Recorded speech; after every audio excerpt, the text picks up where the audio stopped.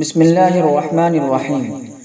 اندھیری اور تاریک رات میں کمرے کے اندر کمبل میں چھپ کر وہ فون پر اپنے دوست سے باتیں کر رہی تھی۔ اسے ڈر تھا کہ کہیں کوئی آ نہ جائے۔ کچھ دیر کے بعد اس کے باپ کو کچھ آواز کی بھنبھناہٹ محسوس ہوئی تو اپنی بیٹی کی کمرے کی طرف لپکا تو اس نے باپ کے آنے کو محسوس کر کے فوراً اپنا موبائل بستر میں چھپا لیا اور وہ سوتی بن گئی۔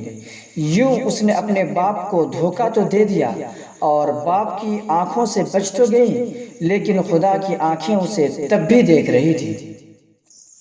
قرآن کہتا ہے يَسْتَخْفُونَ مِنَ النَّاسِ وَلَا يَسْتَخْفُونَ مِنَ اللَّهِ وَهُوَ مَعَهُمْ إِذْ يُبَيِّتُونَ مَا لَا يَرْضَى مِنَ الْقَوْلِ وَكَانَ اللَّهُ بِمَا يَعْمَلُونَ مُحِيطًا۔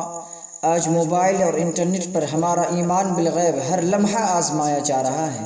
ایک کلک ہمیں نیکی کی دنیا سے برائی کی دنیا میں پہنچا دیتی ہے۔ گناہ کرتے وقت اگر ہوا کا جھونکا بھی ہمارا دروازہ ہلا دے تو ہمارا وجود ہل جاتا ہے۔ ہم ڈر جاتے ہیں کیونکہ ہم لوگوں کے سامنے رسوا ہونے سے ڈرتے ہیں۔ ہم اس بات سے ڈرتے ہیں کہ کہیں ہماری امیج نہ خراب ہو جائے۔ ہم موبائل کے استعمال کرنے کے بعد اپنے سرچ اینڈ واچ ہسٹری کو فوراً ڈیلیٹ کر دیتے ہیں۔ پر کیا ہم نے اس دن کے بارے میں سوچا جس دن ہماری زبان پر مہر لگا دی جائے گی، ہمارے ہاتھ بولیں گے، ہمارے پاؤں گواہی دیں گے؟ اس دن کیا ہوگا جس دن ہماری بیوی، ہمارے بچے اور ہمارے ماں باپ سب سامنے ہوں گے، زمانہ دیکھ رہا ہوگا اور ہمارے کلپ کو روک روک کر دکھایا جا رہا ہوگا۔ ہے رسوائی۔ اور اس طرف بھی تو سوچیں کہ اگر تنہائی اور خلوت کی اس گناہ کے دوران ہماری موت ہو جائے اور موت کے بعد ہمارے گھر والے ہمارے سرچ ہسٹری اور واچ ہسٹری کو دیکھیں تو انہیں کیسا لگے گا؟ انہیں یہ سوچ کر کیسا محسوس ہوگا کہ ہمارا بچہ اپنی پوری زندگی میں اس طرح کی چیز انٹرنیٹ اور موبائل پر استعمال کر رہا تھا اور دیکھ رہا تھا؟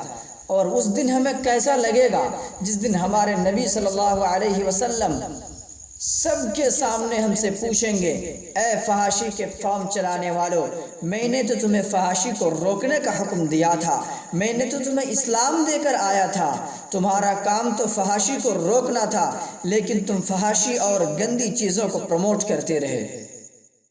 حضرت ثوبان رضی اللہ عنہ فرماتے ہیں کہ رسول پاک صلی اللہ علیہ وسلم نے فرمایا کہ میں اپنی امتوں کی کچھ ایسے لوگوں کو جانتا ہوں اور انہیں اچھی طرح پہچانتا ہوں جو قیامت کے دن مکہ کی پہاڑیوں جتنی نیکیاں لے کر آئیں گے، لیکن ان کی ساری نیکیاں اللہ تبارک و تعالی اکارت کر دے گا، ضائع اور برباد کر دے گا۔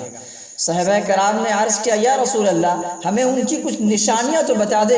حضور پاک صلی اللہ علیہ وسلم نے فرمایا، وہ تمہارے ہی بھائی ہوں گے، تمہارے ہی جیسے ہوں گے، تمہارے ہی جنس اور تمہارے ہی نسل کے ہوں گے۔ وہ لوگوں کے سامنے اچھائیاں اور نیکیاں کریں گے، لیکن جیسے ہی انہیں خلوت میں جانے کا موقع ملے گا، جیسے ہی وہ تنہائی میں جائیں گے تو وہ اللہ کے حدود کو توڑ دیں گے اور اللہ کی نافرمانیوں میں مبتلا ہوں گے۔ اے میرے بھائی اور اے میری بہن، موبائل اور انٹرنیٹ بینک کی اس لاکر کی طرح ہے جس میں ہم جو چاہے رکھیں۔